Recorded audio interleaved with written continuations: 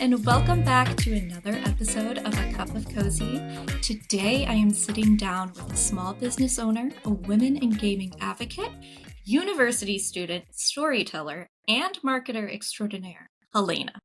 Helena is the studio director at CozyCat Games, and she is running an all-female indie gaming studio where she and her team are working on their first game called Madame Fifi's Bakery.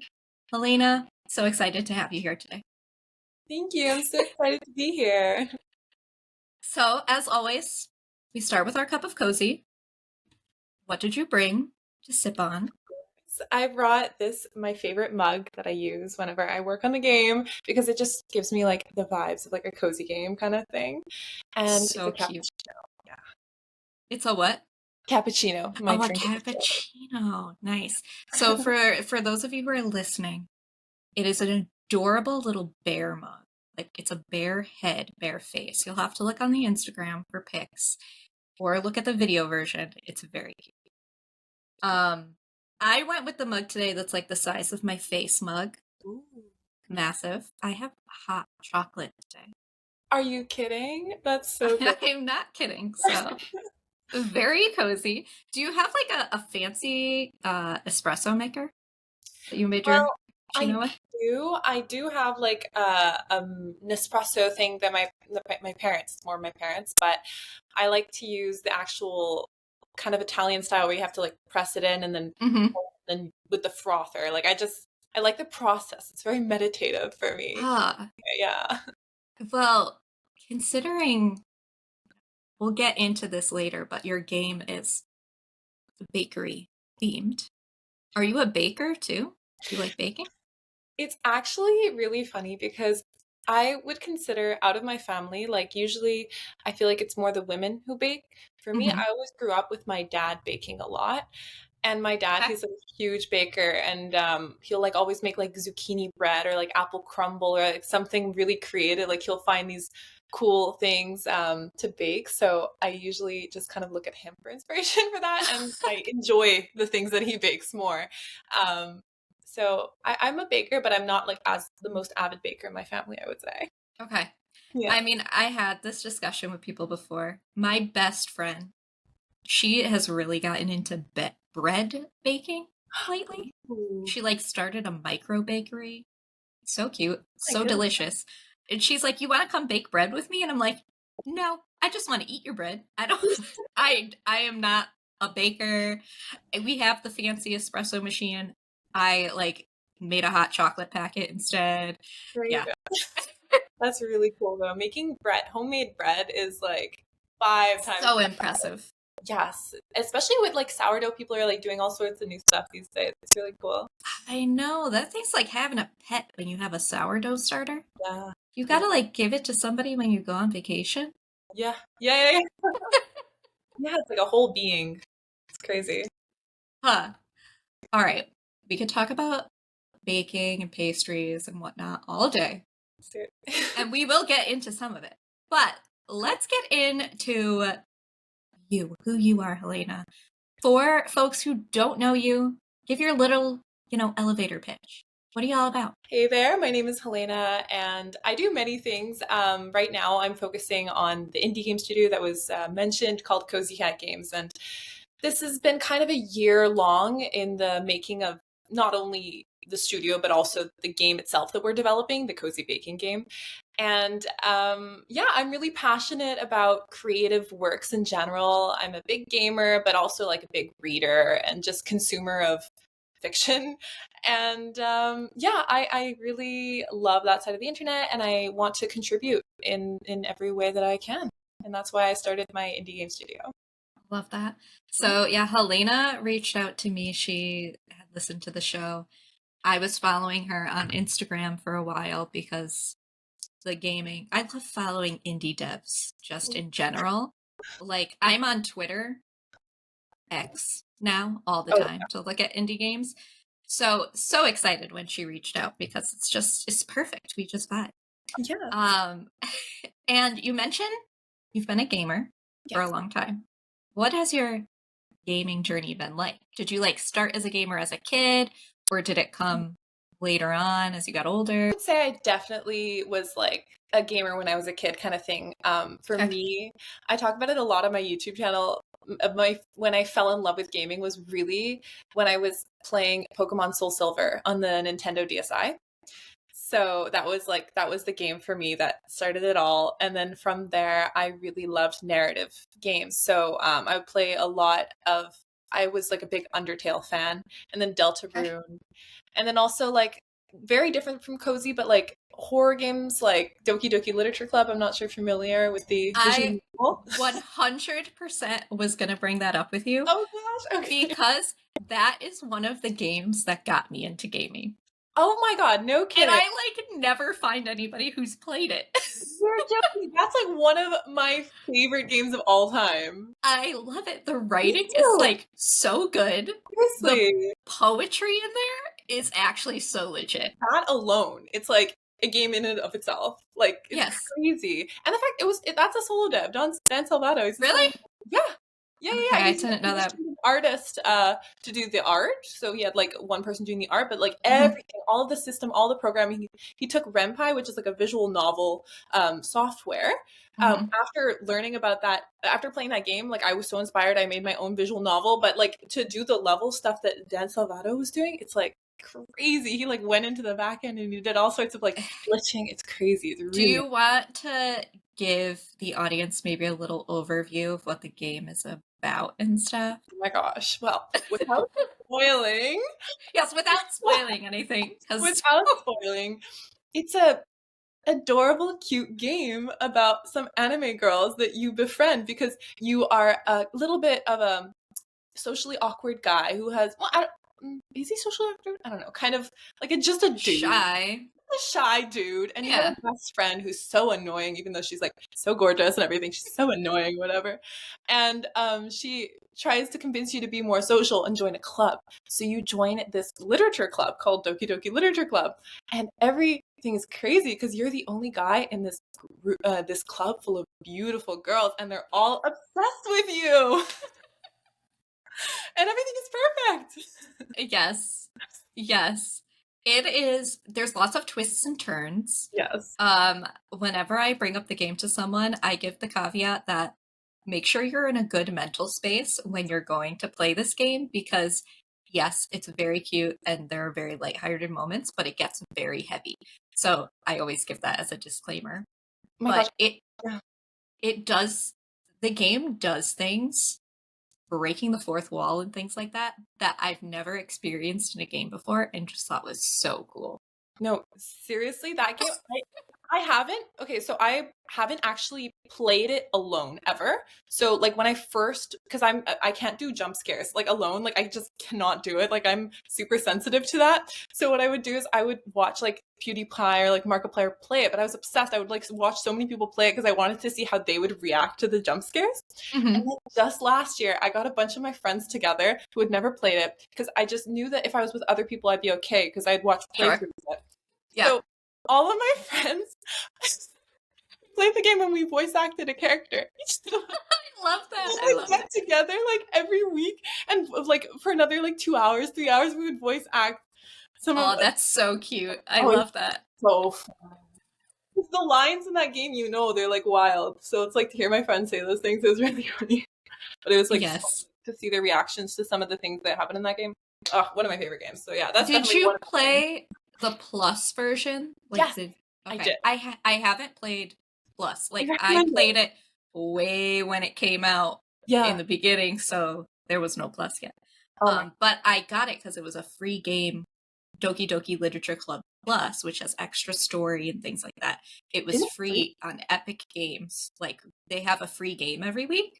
Oh my gosh. Did you Okay. know of this? Well, I have it on my Switch, so I paid for it.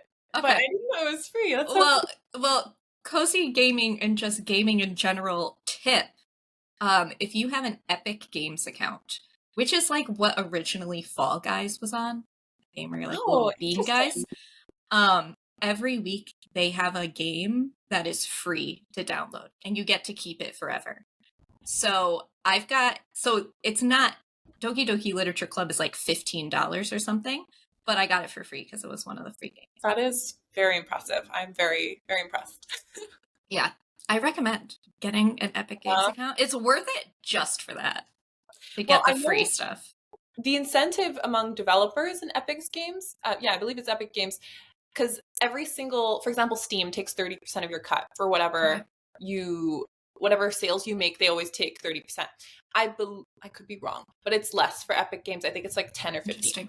So I don't understand if they're getting less of a cut and they're putting games up for free, how that they're making money. But like that's I crazy. don't know. They have a lot of free games on there too. Like Genshin Impact is on there. Right. Yeah. Yeah. Yeah. Palia is on there. It was on there Right. before Yeah. it Yeah. was on Steam. Yeah. Maybe it's through ads or something. Sorry, I'm just like thinking about it from that point of view. Like that's wild. Yeah. Yeah, it's weird fun. I recommend. Um, love that you love that game. I was watching one of your videos where you brought it up, and Okay. Yeah. I literally have it in my notes. I have talk about Doki Doki Literature Club. That game, like, I actually just before this, I filmed a video going through my Steam library and my Switch library. So going through all of my libraries, which I'll post soon on my YouTube channel. And I had this whole thing about Doki Doki Literature Club. That game is like everything to me. Like I I feel like love it. this is something that Toby Fox said as well, the creator of Undertale. Games with really small studio sizes often have the most heart and the most soul. Like games, Dan Salvato, solo developer, he had this concept for this game and he iterated on it and it was from himself and like no one Mhm. else really did it. So it's really like he is giving a love letter to the audience. Like he is Monica. You know what I mean? Mhm. Like, and the same thing with Undertale. And that's why I find that these games with really small teams really resonate with a lot of people, which is personally why I play a lot of indie because I find that they give me something Yeah, that truly I can't. they're more art than a Yeah. product, Yeah. almost. Yeah. That's a good way to put it for It's sure. art you can interact with. That's exactly what a game is. Yeah. Like, okay, so interesting. Going on a tangent here. I love tangents on the show. Me too. Um, what's your take on the whole Pal World thing then? Oh gosh, I'm not that educated on Pal World to be honest with you. I Okay. don't know if I can give. Well, it's interesting. There are also a small team, but they used a lot of AI, Okay. and they are being possibly accused of reusing assets from Mm, other games, such as Pokemon. yeah. Yeah. Okay, so I have thoughts upon thoughts upon thoughts about AI in game development and in art in general, but definitely like I haven't talked about it on my channel or anything because it's extremely controversial and people get For offended sure. very easily. And like I once talked about AI on my TikTok and it was flooded. It like went viral, so I took it down. So that video is no longer there because I just don't want to associate myself as like AI fan because I find that it delegitimizes you as a indie studio, especially because you could be Mm, potentially using these tools. However, I do definitely see the merit in using it for concepting. And the ideation process of game development, and that is what a lot of people that I know do when you're concepting the idea for like, oh, what kind of game I want to make. But when it goes mm. from concepting and ideation to development, Creating the assets. prototyping for placeholder assets when you're just kind of like basically when you are first creating your basic product for the game Sure. using placeholder items that you're not going to be selling and no one's going to buy it, that Mm, can be mhm. AI. Like to me, like that's whatever, like you're not giving it to anyone and you're definitely not using it for marketing and you're just using it for yourself and for your team to kind of see it. But once it starts going to a point where you're like tracing that and creating art out of that, that's when I'm like that's not really yours anymore. Yeah, I agree with you. I think AI has its place, Mhm. but there's a whole movement going on X. I hate that it's called X now and not Twitter. I get it. of gamer like indie developers promoting using human artists over AI artists. It And I it love that. I really I'm personally not on Twitter or X. Sorry. Girl, you need to get on there because it is like indie dev world. I'm aware of this. It's like I'm 21, so like I am not in the era of my generation. Like we never grew no one that I know uses Twitter. So like to me, it's not like intuitive to use Twitter. Like I just don't Sure. understand how it works. But like I know it's somewhere that I need to be. But Hmm. just for me, like I guess like my Gen Z brain is just like I know how TikTok works and like like Twitter. I'm like, what the heck is going on? Just text? Like what? But yeah, definitely so interesting about to hear other artists' takes and Hmm. my I love Kat. She's the creative art director of CozyCat Games. Her name is Kat, actually, Catherine. And, like that's her name. And she has like such a good stance on AI art. She always says like, oh, it's like it's kind of bad to say though because she's very confident in her art, and Yeah. she sees a lot of artists giving up on their art career, especially going into game development, because they don't see the value in putting all this effort into developing their artistic ability because an AI can just take them over anyway. And her position on that, it's like if you were genuinely really passionate about becoming an artist and believing that you can have something good to bring to the table, an AI will never be able to replace you because AI cannot come up with new ideas. AI True. can just replace what has already been concepted. So if you actually have faith in yourself as an artist, you won't like let the scare and fear about AI actually fear you. And that's her stance, and that helps her sleep at night. And like, I really appreciate that and vibe with that. Yeah, I agree. Yeah. Humans are the people who create different Yeah. things. Yeah, we come up with the ideas in the first place that AI takes. So Yes, exactly. Exactly. All right. Let's switch the topic. You're yeah, talking about your team a bit, so yeah, let's move on to that. yeah, yeah. You're you're working in the gaming industry, which is more male dominated than Mhm. female dominated. And you mentioned to me that you're really passionate about getting women in this industry. So maybe you could talk a bit about your story, how you got into it, and then why do you think it's important that we have more female representation in this space? 100%. Yeah, as you said, super passionate about this because I have personally never viewed gaming as a gendered hobby because I believe, like I've said it on my channel, that gaming is something that you need a mouse and a keyboard or a little, like a console. Like, there's no way that a man could be better at that than a woman, right? It's Hmm. literally just a way to consume fiction, just like reading a book, just like watching a movie. I don't understand. Like as a kid when I was playing games, I never thought like I'm a gamer girl. Like I just thought I'm a gamer. Like it's like non-gendered.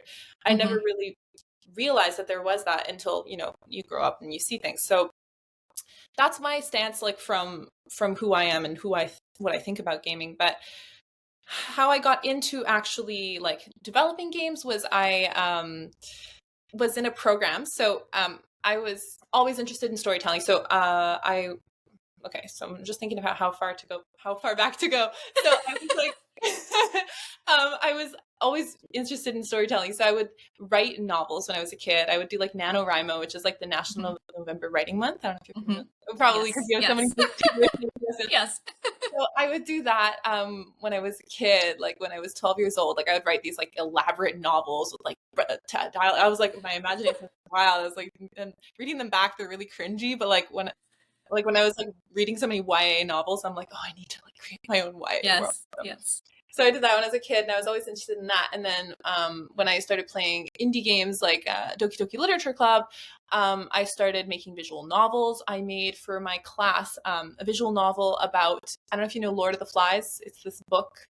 I know Um, the book. I haven't read it, but I know the yeah, book. it's a classic. It's really good. I had to read it as required reading for English class, and I usually like the required reading. It's like boring, but this one's like Mhm. genuinely like really good. It's about like this group of young boys that end up stranded on an island. These British boys, and then basically they form society basically, and like one it's like they form these two groups, and then they like fight each other, and there's Uh, it's anyway. So I made a branching dialogue a branching story narrative based on Lord of the Flies where you can like choose mhm. which side you want, which boys team you want to be on. So I was really interested in that, and that's what got me into game development. And I also was into webtoon. I don't know if you're familiar with webtoon. I made some webtoon stories as well. So really interested in just storytelling in general. Mhm. And then I had to pick a career, as we all do. So Yes. Yeah, I was in Quebec, where I'm from, in Montreal, Quebec, in Canada. We have this education system called CEGEP. So we have high school, and then so you do high school until grade 11, and then you have 2 years of CEGEP, which is like a specialized high school kind of thing, where you can Interesting. Okay. choose, yeah, like you choose like generally what you want to study. So like instead of being like, oh, I want to be a marketing student, it's like commerce and business in general. So you pick like the general category. It's like a faculty basically. You like basically like you kind of choose that. So I was in sciences. Hmm. I was in pure and applied sciences. And I took a coding class. I really liked that. So I was like, how can I integrate this potentially into my innate passion for creating stories? Sure. Um, I Game development was always kind of in the back of my mind, but I've always heard that kind of thing where it's like the starving artist, game developers don't make money, it's a passion industry, blah blah blah, all that stuff.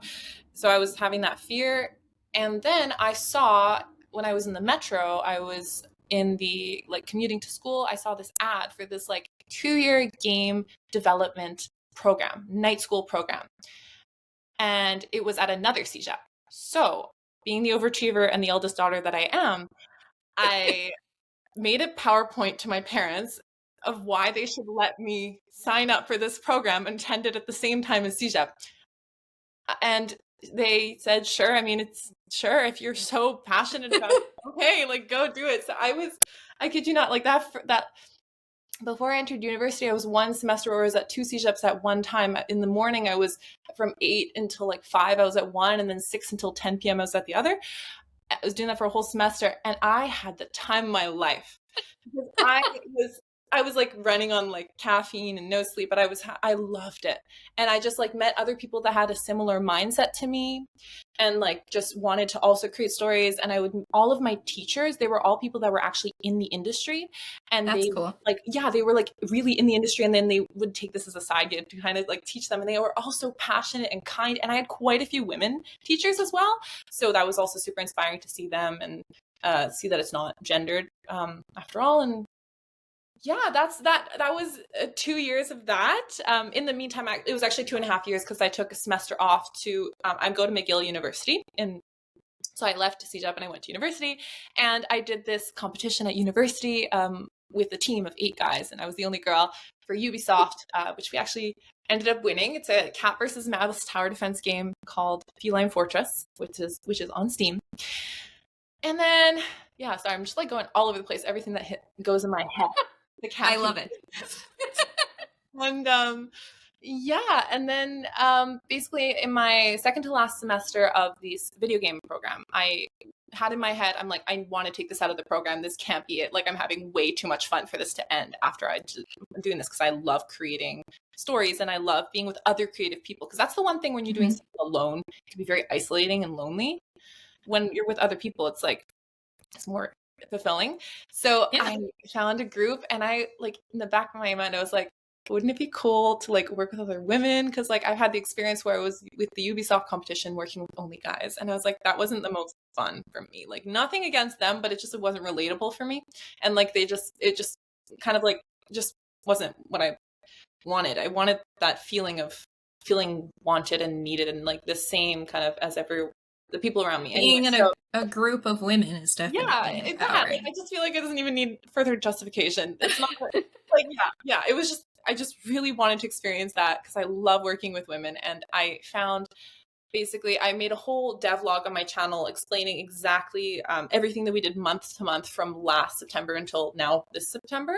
But we went through team formation, then figuring out how to concept, prototype, play test, register with the government, getting funded, marketing, everything for CozyCat Games. And we came up with the idea for Madame Pipi's Bakery together. And right now we were four, now we're six women working on this project together. Love that. Yeah. Love that. That's a good segue. Let's talk a bit about the game. Yes, for sure. Explain the game. I want to know. I have some specific questions. Right. Like, I want to know, how'd you all come up with this concept? What inspired it? Okay, for sure. So, how we came up with the concept for the game was we actually didn't know what game we wanted to do. We wanted to do a cozy game because we were all women. We all did love cozy games, but there was the two rules. no farming sims because we felt that farming sims were oversaturated. And the second Mhm. rule was no horse games, which I was very sad about because I love horse games. But they were like, no horse games. So I was like, okay. So what we would do every day was for about 2 or 3 weeks, we would roll an emoji wheel.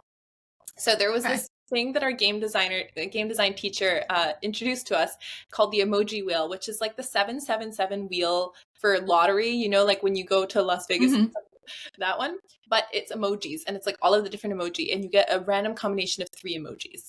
And so we would Okay. do that every day. We would send it in our Discord server and we would have to every day we would have an emoji combination and we would all have to come up with our own concept for a game based on those. Like the first thing that comes into our head, no judgment, just like go out there. So we had these ideas. One was like Little Red Riding Hood meets a giraffe. We had like these astronaut cleaning services where you go to different planets and you clean up the debris. We had one where it's this mouse that steals things, watermelons or something. I forgot. This is where I'm talking about AI. Like we used AI to come up with we would write down like a prompt of like what kind of game concept it is, and then we would see Mhm. what AI would Mid-Journey or whatever would spit out back to us based on our concept. It was really Yeah. weird though most of the time, but like it's like good to But it gets you started. gets you Yeah. started, and it was nice to see that. And then we came upon the winning emoji combo. After this, like we came up with a few other ones, but like I always knew that it was this one that was like going to get us, and Mhm. it was a tulip, a cake, and a tiger. And Okay. so the original idea was that you're a tigress who opens a bakery. That was like the idea, and the tulip was kind of representing cozy feminine, Mhm. the Mhm. cake baking, and the tigress was tiger. And we went from that concept to just instead of it being a tigress to just be a cat instead of the tigress, just because we wanted it to be slightly more relatable. We wanted people to feel like it could be your house pet that is the baker. You Mhm. know what I mean? Like your Mhm. cat. And everyone, I saw this study where it's like, I don't know if it's like 50 or 60% of cozy gamers have pets. So like, yeah, like, I mean, it makes sense that Yes. we would represent them and stuff like that. So Yes. that's kind of how we came up with the concept. And in our team, we have now we have more concrete roles at the same time. At the beginning, though, we kind of all wore multiple hats. That's something you'll hear a lot that indie devs say, like, because you're such small Yeah. teams, like everyone wears multiple hats and everyone does everything because it's so small and you just always talk with each other and work together. So we were all doing everything. But then we kind of established one programmer, one game designer, one producer marketer, one artist, which was Kat when she came on later. And yeah, that's kind of how it all started. And then we iterated through playtests, getting feedback and stuff like that to where we are now.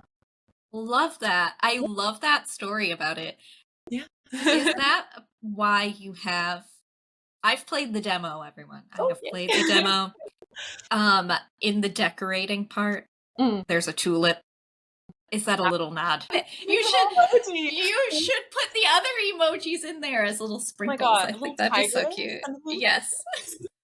thank you. I loved that. Thank you. So, talk a bit about the gameplay. Mhm. You know what? Actually, let me explain the I would gameplay love for to hear you. the gameplay. Yeah. So then you could see how someone experienced. Yes. So, if it's got a vibe where it might be part visual novel, Mhm. but with baking mechanics. Baking mechanics sounds so funny. It's a new genre, baking mechanics. You are Fifi, and she opens a bakery that used to be her grandma's house. And what you do is you bake different pastries by doing little mini games to put them together. So there's a chopping mini game, you have a decorating mini game, a mixing mini game, a cooking mini game, which I love. I love mini games. Um, and then you serve it to different customers. That is the gist I got from the demo. Yeah. Yeah. Yeah. Yeah. That's pretty much the gist of the demo. It's like the idea that we want it to be scalable. So in the demo right now, you can just bake a bunch of cupcakes. Like there's different types of cupcakes. Like there's plain cupcakes and chocolate chunk, and then there's like strawberry, lemon, and there's another one as well, and then blueberry, I believe. And then there's also tarts. But the idea is that with every single different pastry that you bake, you'll get different mini games. And then they'll also be changing the level of difficulty um, based on how far you are in the gameplay and also how close you are with the friendship points with the customer. So this is also certain features that we're still kind of building and developing. But as you were saying, it's visual novel based. So Mhm. it's about developing relationships with the customers, similar to the way that you romance in Stardew Valley, except that you're not romancing, it's just about becoming friends with them. Okay. And the way that you become really good friends with them, instead of giving them gifts, it's performing the baking tasks as optimally as possible and creating the requests based on sometimes their indirect desires. They'll be like, Darla will come back. So Darla is a gardener rabbit. She's one of the characters that is available to play in the demo.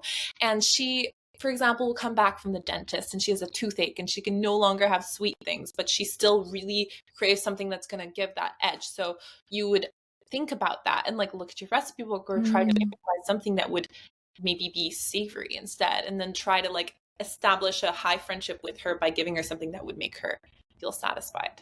That's the Love that. Love that. scalability. Yeah, yeah. It reminds me of a couple games. It's definitely unique and different, and especially in the mini game aspect, having that. But if people are trying to think, oh, what's that similar to? Good pizza, great pizza. Yes. It's got that kind of vibe. Definitely. And this one nobody's gonna know, but I was 100% thinking it. It is a nostalgic game for me. I'm curious. I played this game. It was on the computer. You had it on a CD disc. Very old. Uh, Minnie Mouse Kitchen. Huh. Minnie Mouse Kitchen. And you just lived in this house, and Minnie and Mickey were your neighbors, and they would come over and eat your food, and you would make them food. And they Wait. had this one specific mini game where you made cakes and you got to decorate them with like piping the frosting and putting sprinkles on and stuff. So in the decorating part of your demo, I was like, oh, this is hitting the nostalgia feels right here. This is perfect. Oh my god, I love that. That's so good. Minnie Mouse Cooking. I have to send that to my game designer because I'm sure that she can play through or maybe watch some like videos Oh on YouTube yeah, for like there's inspiration. I think a video because I wanted to my husband to find it for me because I was like, I want to play it. I think there's a video of a full playthrough. I'll send it to you if I I would find it. love to see that. That's such a cool connection. Thank you. Yes, but just very cute. I love the vibe, the baking. Are you gonna have like shopkeeping aspects?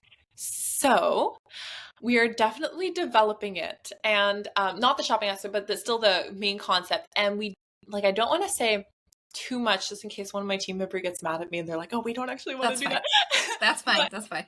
but one thing that I'm pretty confident we're going forward is a town map, and Mhm. basically clicking on seeing the town map and then seeing other aspects of the town. So you can go to another character's, for example, Darla has a greenhouse to like get some of her stuff.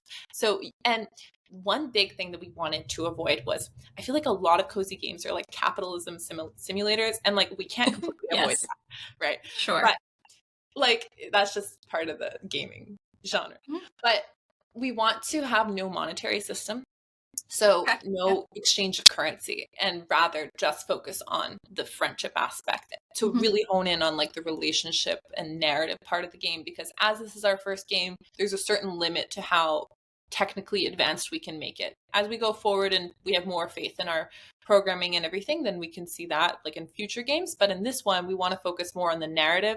So hence having exchanging like how well Darla trusts you with how much she'll give you rather than Mhm. how much you'll pay her.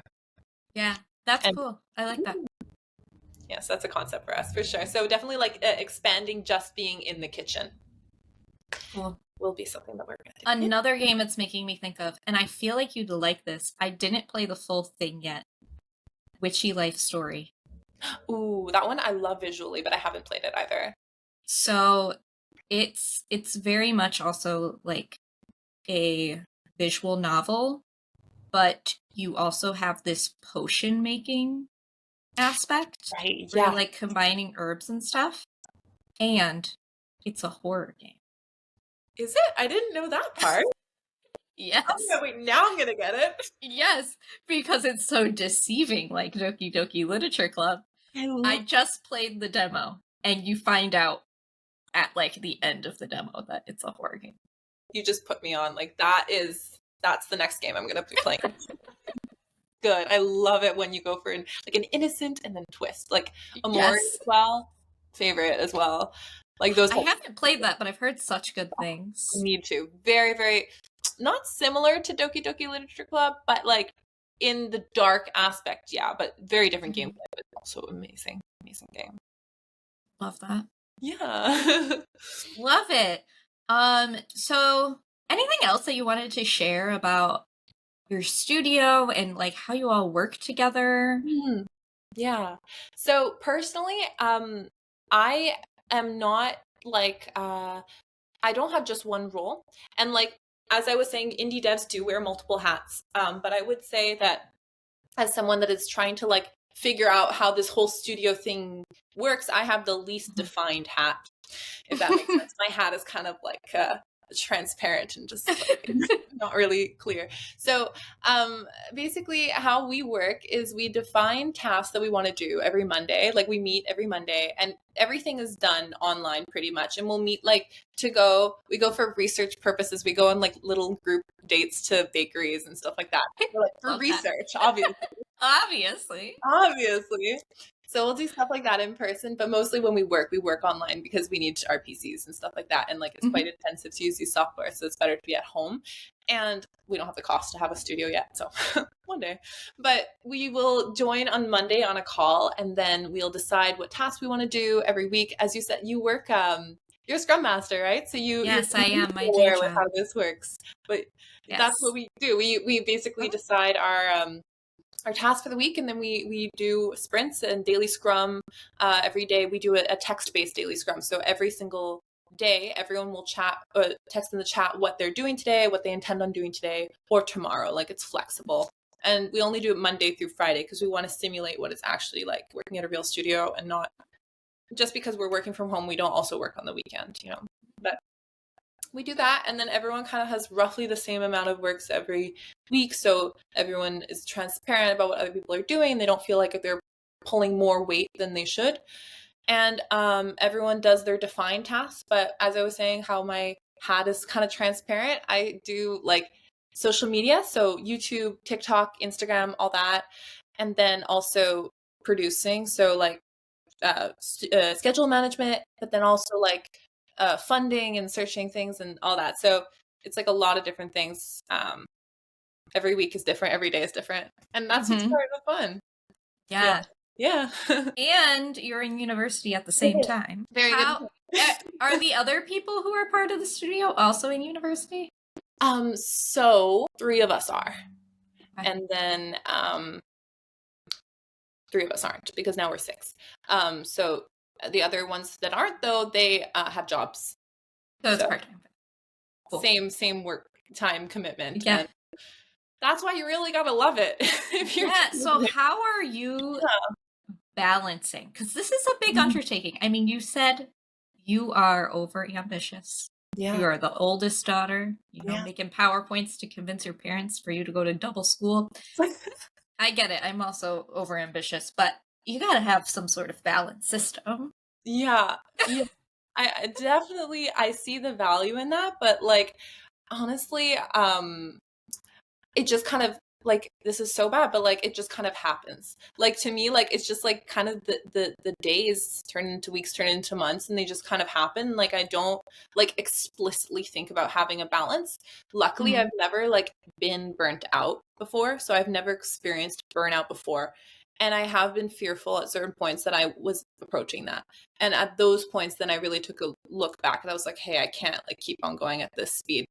Especially when I was balancing both the night school. Now I've graduated from the night school program, but when I was balancing that with university, plus I was I just stopped this past month, but for the past 6 years, I was also a piano teacher.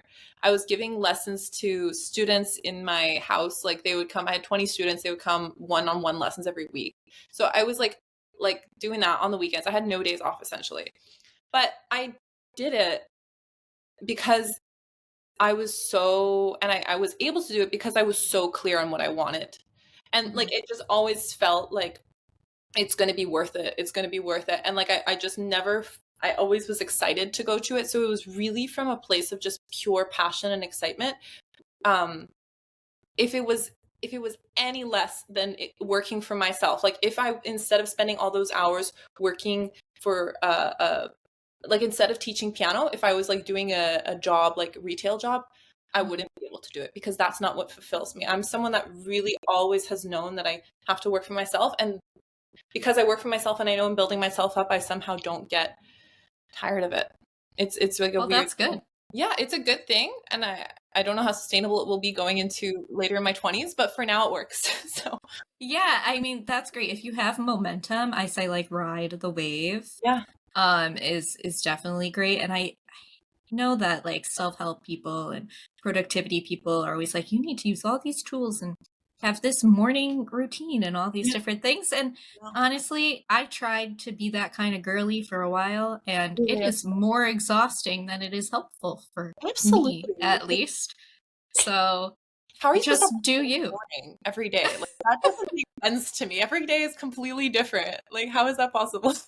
Yeah, you gotta do you, do what feels right. And it's good to hear, if you notice that you're starting to feel burnt out, that you Yeah. pause, and take a moment to see, all right, what am I doing too much of? I think it's like I'm always aware of what, by doing this action, what goal am I progressing? And if I know that the goal is directly going to build my dreams up, then I'm so like it's not motivation, it's dedication. Like I really am strict, like think that there's a big difference when people say how do you stay motivated versus I'm dedicated to this. Like I am dedicated to building my indie game studio. It's not something I need motivation to do because it's just something that I, from deep in my heart, I desire to do it. And so I always show up to do it because there's no motivation needed. It's just like that's where I want to be in my life, and there's no plan B. You know what I mean? Like obviously, like I go to university and like I have a computer science background, so if I need to, I have one. But like in my heart, like I know that Right. that's not what I genuinely want to do. For me, that is really what I want to do, and therefore, whenever I work towards that goal, I'm just like it's just that's just how it is. That's how my life is, and I have every like bit of gratitude that that's all the things have led me to being able to do that until this point. Yeah. Said, ride the wave, ride that Exactly. wave. Yeah. Um, when you do have downtime, when you're not working towards all those amazing goals, what do you like to do in those times? So I definitely had a big struggle with hobbies. So I love Cozy K Kennedy's channel for that to help me to have hobbies because she makes content about like how to have hobbies and stuff and like what hobbies to do, cozy hobbies.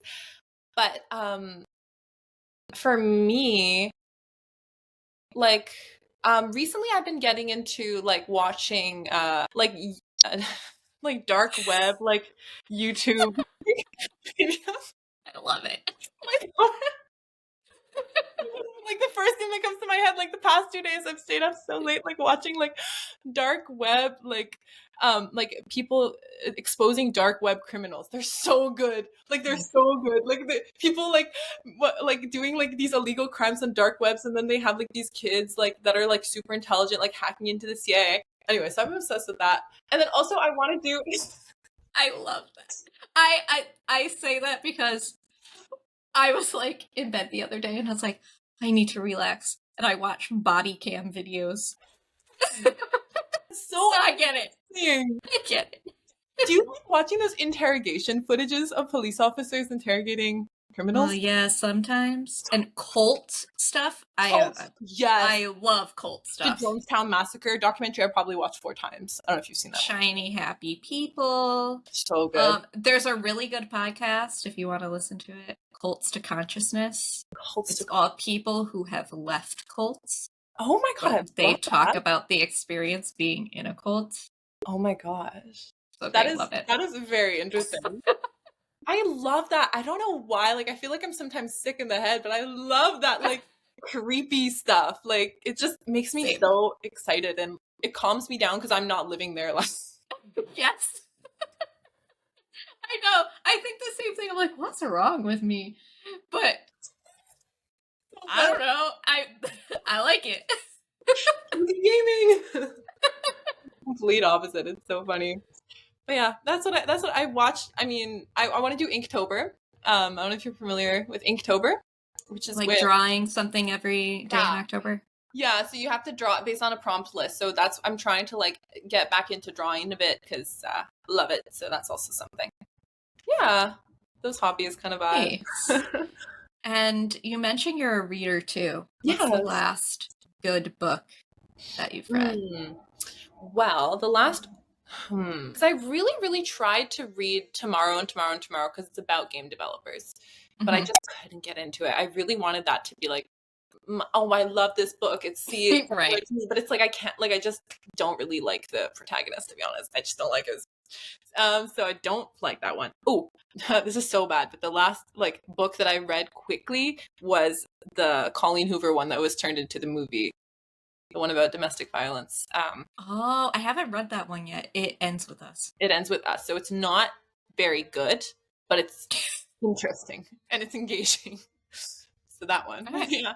But All right. usually, like, I'll read like self help a lot, and then when I really was in my reader era, I was reading a lot of like fantasy, um, and that's what I really liked. Historical fiction too, a lot of fantasy, a lot of YA. Yeah. What was your novel about? Now I want to Oh know. gosh, my novel. It was called it was like a play. I don't remember what it was called. It was called like The Unordinaries or something like that. And it was about this girl. Her name was Ophelia. Oh my god, I had my friend edit it. It was so funny. We always have this joke because she had an uncle. She had an uncle, Uncle Brant. So we always like Uncle Brant. So like her Uncle Brant was okay, wait, no. So there was this I can't remember. Action. There was this like it was so good. So it was bad but also good. So there was like this society of people that could read minds, and then there was the Okay. unordinary. So there was the ordinaries were the people that could read minds, and then the unordinaries couldn't read minds. So it's like kind of reverse. Okay.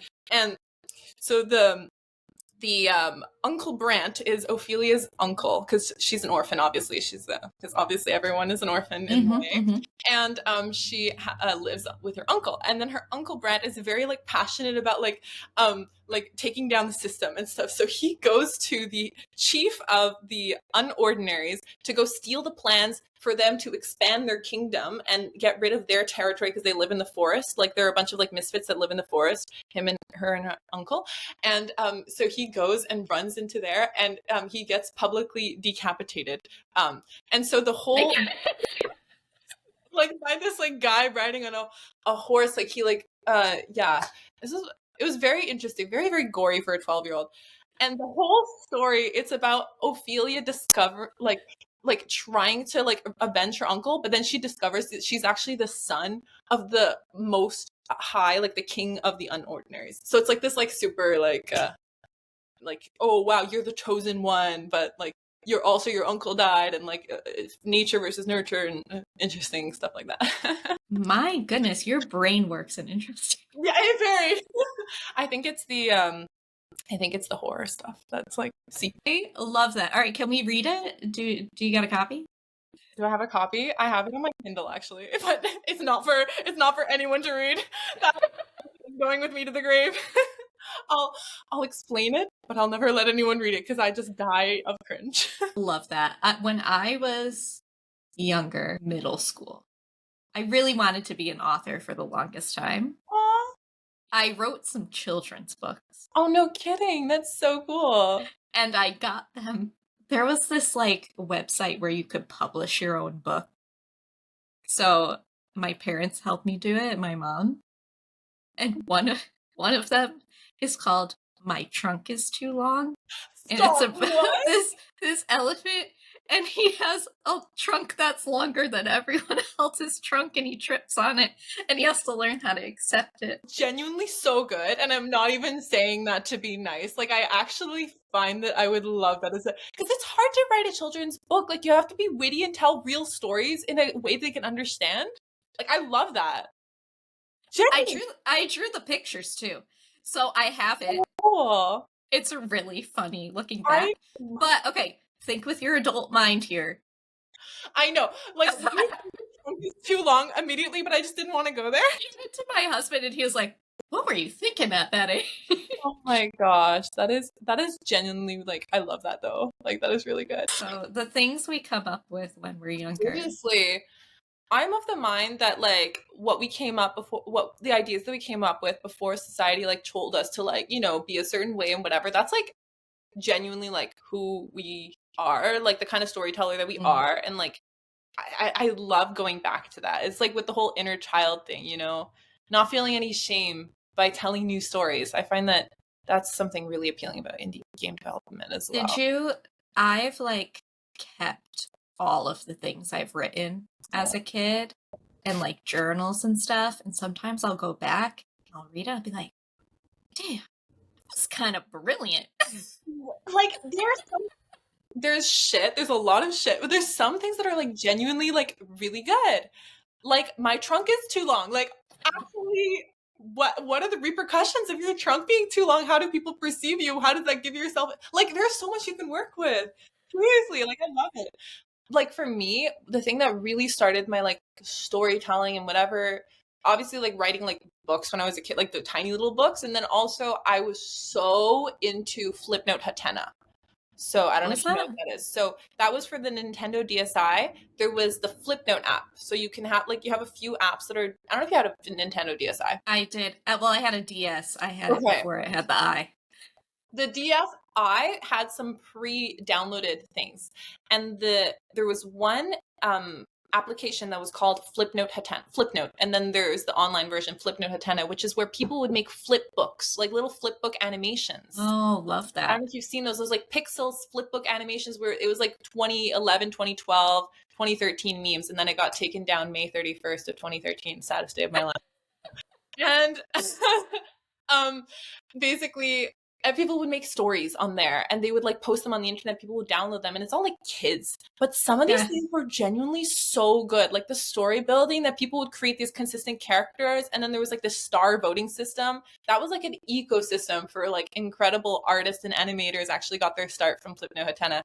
I love that. It's a really I'm gonna have to do some deep web looking. Flipnote, yeah, it's where it's at. So good. I miss it. Yeah, I didn't have that on mine. We had PictoChat. PictoChat was another one that was downloaded, but that one's only with Yes. proximity, right? It's only with people that are close to you, not with like anyone in the world, I think. Yes. Yeah. Yes. So on the school bus, Yes. that was the time. Yes. Yeah. Oh, I loved it. My DS games, I was a big Nintendo dogs. oh my gosh. That is so good. I never had a dog growing up, really wanted a dog. So I had a Nintendo dog. You have one now? You have a dog now? No, we have a cat. We have a cat, Sophie. She hates dogs, so there's no dog in the near. Obviously, gotta prioritize the cat above all, for sure. Yes, she's the queen. She is the queen. How about you? Do you have pets? I have lost, in different ways, not death explicitly, 4 cats in the past like 2 years. So I'm very, very sad. But I've never had a dog. I've had a cat run away, a cat taken by an ex-boyfriend, a cat. My mom developed an allergy, one die. The past 2 years, it's been a very brutal 2 years. So. Damn. Yeah. No, you gotta get yourself a new pet. You gotta get hypoallergenic. Get like a frog. Oh my gosh. I heard that A cute one. A cute one. A cute. Have you seen those photos of those cute snakes? Because I want a snake now.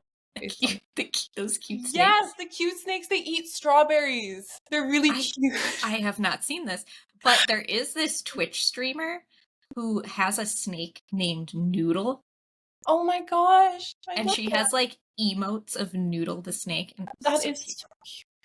I bet that would be a cute snake. Yeah, you should get a cute snake. Cute snake. I Love it. approve. I approve. Yay. All right, let's get into the game that I have planned for us. So, it is 20 questions, and you have to guess the cozy game. Oh my gosh. So I have a cozy game in my head, and you are going to ask me up to 20 questions to try to guess what the game is. And these games, I watched some of your videos, so you've mentioned these games in your videos. Okay. Because I'm like, so that helps to narrow it down. I'm gonna be a fake cozy game developer. I don't know. Oh gosh, my reputation goes downhill. Okay. All right. I love that. So I can ask anything that's a yes or no question, right? Correct. Okay. So cozy game. Okay. Is it, do you play as an animal protagonist? No. Okay. Is it story-based, heavily story-based? No. Okay. I'm keeping track of how many questions you ask. Is it a farming simulator? Farming explicitly, yeah. Not exclusively. Not exclusively. Not exclusively. And not mainly. Not mainly. Yeah. So there is a part of it that is farming. Oh my gosh, the brain cells gotta work.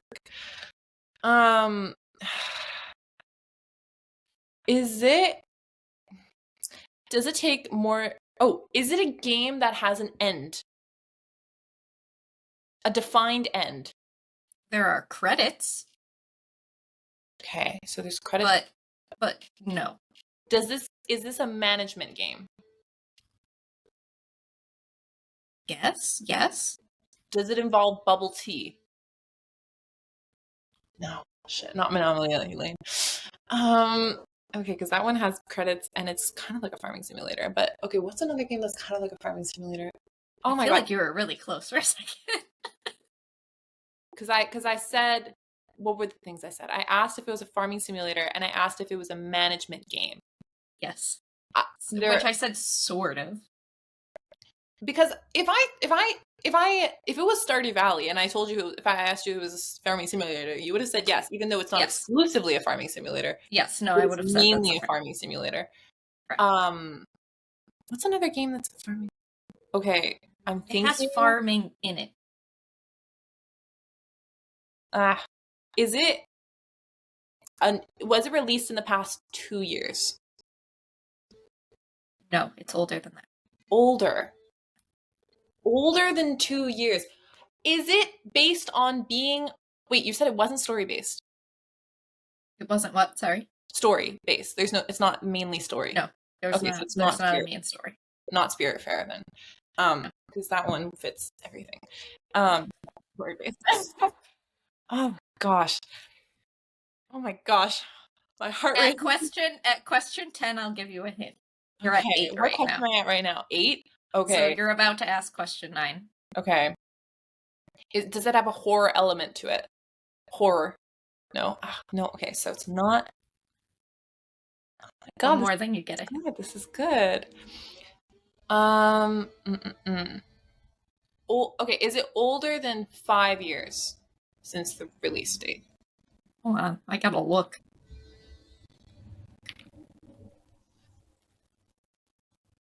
Older than 5? No.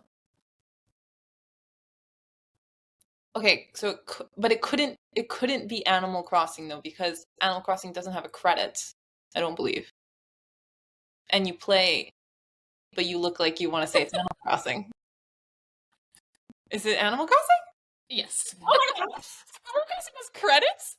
Yes, you get credits once you have KK Slider come to your island. And Okay. he sings that song and the credits roll. Okay, I didn't know that. Because I barred out Animal Crossing in my head when I asked if it had an end. Because in my mind, Animal Crossing doesn't have an end, but it has. Okay, I'm not a fake movie game developer.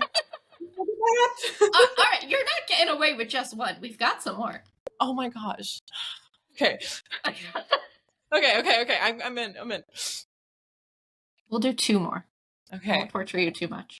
I got some good questions now. I kind of know how to deduce it. Yeah. All right. I got the next one. Go ahead. Does it have an end? I shouldn't pick that one. Because I haven't played that one. I know of it, but That's I haven't ideal. played it. Okay, this one, does it have an end? I don't think so. No credits either. It's just endless. Yeah, I haven't experienced any credits. Okay, I can ask this. Was it a game that I mentioned when I was asking for in the previous round? Am I allowed to ask? It was not. Oh, shoot. Okay. Hmm. Uh, is was it? Is it? Hmm. Um, is it story based? Yes. Okay. Does it involve a horror aspect? And not horror, but creepy, spooky. So I'm gonna guess Cozy Grove. Yes. Yes. Got that in less than 5 questions. I'm thinking about games that I mentioned on the channel now. Yes. I love that game. I actually am a fraud. Marie played it, the programmer, and she told me all about it, but I haven't played it myself. It is very cute. There's a lot of it's a lot of seek and find A lot of fetch quests. things. They have Yeah. a cooldown period, don't they? It's that at a certain point there's nothing else to do. So Yeah. you just want to keep playing. Yeah, I find that so ethical because the problem with addiction with gaming, it's like so hard to like find the balance of like, oh, you're a game developer, you want people to like play your game, but like you don't also want them to not have a social life because they're playing a game so much. So it's really cool. No, it's a good game. I recommend. They have the new version that came out, and I think it's only on iPad. It's Oh, really sick. random. Wait, not even on iPhone, just on iPad? Maybe it's on iPhone too, but only like mobile devices. Okay. But very cute. It goes on sale a lot. Oh my gosh. That would be the dream. Like, it's so hard to release a mobile game, but because basically when I promote the game on TikTok, Madame Fifi's Bakery, everyone's like, is this a mobile game? Naturally, because they're on their phone, they want a mobile game on their phone. But it's so oversaturated, the market of mobile games. And unless you have a partnership with Apple Arcade, like it's like literally impossible to like make it Really? non-mobile. Yeah. So, but that's a big dream to do what they did, like to be on Apple Arcade. That would be like awesome. Well, So yeah, I think that the way they did it is it's exclusive. yeah. So Aren't they with Netflix? Actually, Cozy Grove? is that what it Netflix is? games. I think that's what it Netflix. is. I think I saw an ad for that where Netflix actually, if you have a Netflix subscription, you can play certain games on mobile. And Yes, I have done that before. It's a good.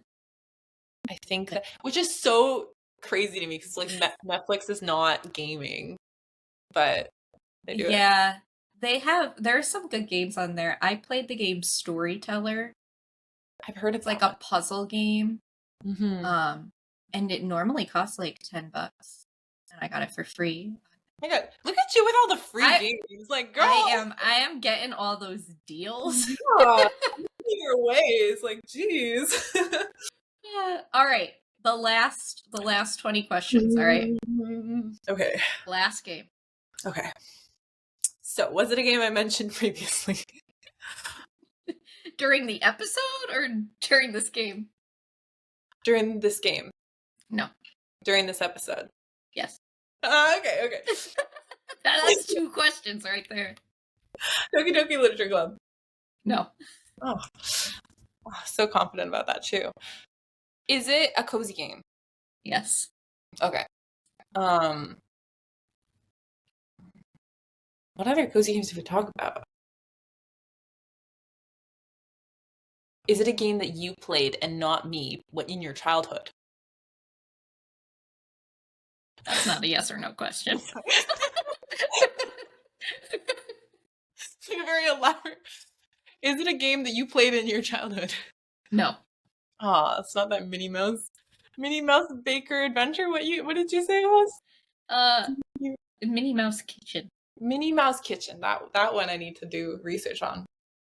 A cozy game that we mentioned in the episode that we didn't mention in this game. I feel like that's very difficult to say. So we talked about a lot of things. Is it story based? Yes. Do you have an animal protagonist? Yes. Night in the Woods. No. Maybe we didn't talk about Night in the Woods. We didn't talk Another great game. Animal protagonist though?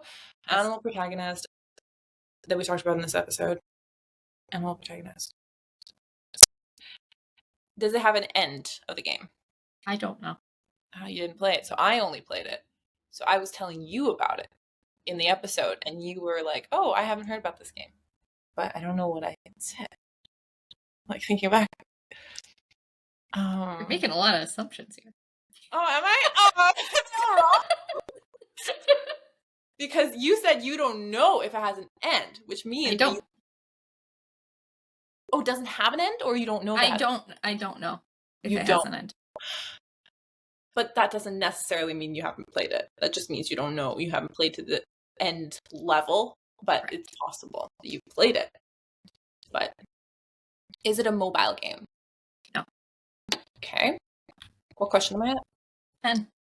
10. Oh, wait, I'm allowed a hint now. Okay. It's 2D graphics. 2D graphics. Okay. 2D graphics. Not pixel graphics. 2D. And you said it was a cozy game, so it cannot be Doki Doki Literature Club. It's not. Okay. I think you already asked that. It's not. Okay. That's the game we talked about for the longest. I know. I think at least. Oh, girl. I love this. Oh. I'm making you go to 20. I love it. No. This is good. This is good for my brain. This is good for me. You know, pain makes you stronger, you know? What you came to this podcast for. Some Exactly. pain, some cozy pain. Some cozy pain, never without it. My goodness. Cat. Is it a cat protagonist? Yes. Cat protagonist. A cat. Okay. Madame Fifi's Bakery. Yes. I knew it. That was good. That was good. Oh my god. I love that. We're an official game. We're a cozy game now. Along with I have played it. I don't know if it's gonna have an end. I don't know. That is so good because I was like, you haven't played it because that's good. You told me you're making a lot of assumptions. Wow. Oh, I feel like I just experienced a really good movie. That was really good. I love that. You got it. You got it before the 20 questions was up. 11. It took you 11. It's pretty good. Certified cozy gamer. I loved that. That was so fun. Okay. So that's about all we have time to chat about today.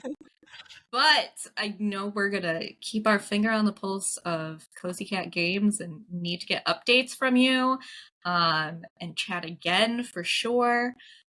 What do you want to leave the audience with? Well, I would love to leave you guys with thank you so much for watching this far. And if you could let us know by playing the absolutely free demo on Steam of what you think about the game, because we're looking for feedback on how to iterate it, because we're basically looking to make a game that people genuinely want to play, right? Like we want the cozy gamers to not feel like it's an oversaturated game that's already been done before. We want to, have the feedback of people that really like cozy games. So I would love it if you played the free demo on Steam, gave it a wish list. That really means the world to us because it helps gauge interest. And yeah, that's really the best. And if you want to see more behind the scenes stuff, I also have a YouTube channel, CozyCat Games, where you can see all the stuff that goes into making a game. I make dev vlogs, I make my favorite games, questions, and just other cozy game recommendations, stuff like that. So yeah, mean the world. You check that out. Excellent. And other places people can find you besides that YouTube channel? Yeah, so also I'm active on TikTok and on Instagram, all CozyCat.games. So I'm most active on YouTube, but then also I have platforms there, just because I prefer the long format. Yeah. Yes, we will put all of those links in the show notes as well as a link to the Discord, because I assume that's a good place for people to give you all feedback. So Discord is where we have people give us like little feedback of whatever things that they have in their playtest, and then also people make fan art, and there's a bunch of other people who play the game. So if you played the demo and you enjoy it and you want to keep in touch with me and with the rest of the team and everyone else that are Madame Fifi's bakery players, then definitely join our Discord. Perfect. So, yeah. All those links will be in the show notes. Yeah, thank you so much. Helena, thank you so much for coming on. This was a great chat. Yes, I had such a fun time. Really fun to deep dive back into our childhood together. Yes. And we have so much in common in terms of our interests. That's wild. I know. I love it. I love it. For us. So thank you everybody for listening, and I will catch you on the next one. Bye. Bye guys.